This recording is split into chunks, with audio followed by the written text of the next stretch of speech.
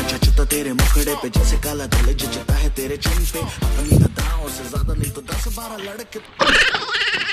मुसीबत पाए आही केर बाबा ही पन्नी बूथ ते हाँ फाड़े हुई सफा यार तव्हां खे मुंहुं ॾेखारींदे मूंखे शर्म थो अचे। कहिड़ो मुंहुं खणी तव्हां वटि अचां, इन करे पंहिंजो मुंहुं ढके पोइ आयो आहियां। पर दा असांखे बि ख़बर पए तूं आही केर। मां तव्हांजे ख़ुशहाली जो दुश्मन, सुकून जो दुश्मन ऐं तरक़ीअ जो दुश्मन आहियां। अहिड़ा दुश्मन त असां ग़रीबनि जा हुक्मरान ई थी सघनि था। मां बि उहो ई एमएनए आहियां जंहिं अॻे भेरे तव्हां खां वोट वठी पोयां तव्हांजी सार ई न लधी। पर हींअर इलेक्शन लॻी पई हुई, छा कयूं, मजबूरन अचणो पियो। असांजा बि के मसइला हुया, इन जे करे तव्हांजा मसइला हल करे न सघियासीं। साहब तव्हांजे घर में अटो कोन हो, या तव्हांजे गाॾियुनि में तेल कोन हो, या तव्हांजे बंगलनि खे भेंट लॻल हुई जो तव्हां असां ग़रीबनि ते पहुची कोन सघियो। छो ये ग़रीब माण्हू मच्छी वांगुरु तड़पिया पिए इन तुंहिंजी लॉकडाउन में। तव्हां कॾहिं अहसासु थियो त उन ग़रीबनि खे को इमदाद रसाइजूं? छो साहब उन टाइम तव्हां केॾा गुम थी विया हो, अची अची अॼु ज़ाहिर थिया आहियो, वरी जो इलेक्शन आई आहे त।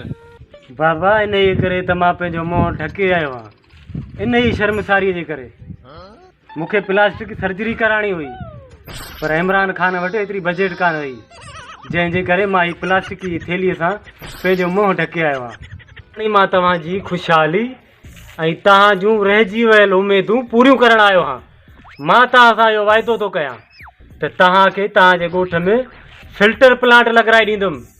उन खां अलावा तव्हांजे वाटर सप्लाई जी लाइट बि मां ई मंज़ूरु कराए ॾींदुमि। हर इलेक्शन ते अहिड़ा तव्हां वाइदा करे वेंदा आहियो, पर इलेक्शन खां पोइ तव्हां ग़रीबनि जी सहार बि न लहंदा आहियो। छो साहब कहिड़ो ॾोह कयो तव्हांजो ग़रीबनि?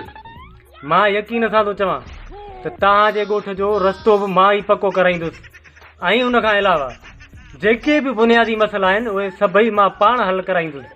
पर तव्हां सिर्फ़ु हिकु चकर यकीन करे मूंखे वोट ॾियो, पोइ तव्हां ॾिसिजो त हिन ॻोठ खे मां कीअं थो चमन बणायां।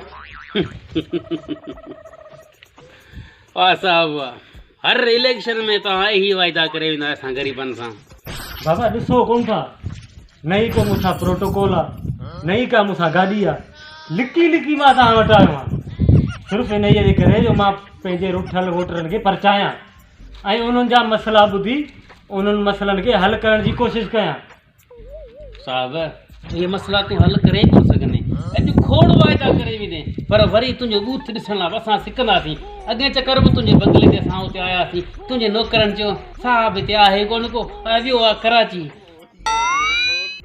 बाबा हाणे मां तोखां माफ़ी थो वठां, हाणे ॿीहर ईअं न थींदो। हाणे ॻोठ वारनि खे वठी आहे त के भाकुर भाकुर पायूं ॻोठ वारनि खां पोइ छा कयो। बाबा ॻोठ वारा ग़रीब वीचारा मज़दूर, उन्हनि जेको माना तुंहिंजे पुठियां जेके सूर पिटिया न सा मूंखे ख़बर आहे। मूं चार खणी 4 एकड़ ज़मीन जा आहिनि, ऐं त मड़ी मुंहुं ॾेई वेंदो आहियां, पर अलाह ख़ैर करे अचनि ई वञा थो ॾिसूं। तूं कोशिशि कजां, अलाह कंदो ज़रूरु ईंदो। अलाह ख़ैर कंदो।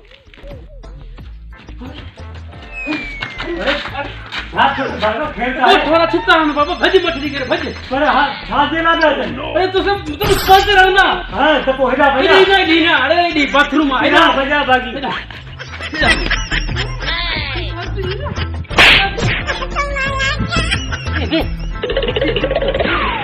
मुंडी लिका अरे हेठ कर मुंडी हेठ कर चिता लगा साहब ॻोठ वारा हींअर चिता थियनि अथई मटड़ी करे तूं हितां कर, ऐं पाण हिन खे परचां थो ठाहियां त पोइ तोखां फ़ोन कंदुसि। हा पर भागा वञा कहिड़े रस्ते खां? इन रस्ते खां वञणी, पर इन पासे त बाथरूम कोन्हे बाथरूम अड़े हाणे वञ घोड़े वांगुरु फूफू न कर। हिकिड़ो त वोट कोन था ॾियो, ॿियो त वरी रस्ते ते भागा बाथरूम ठाही। अरे हाणे वञणी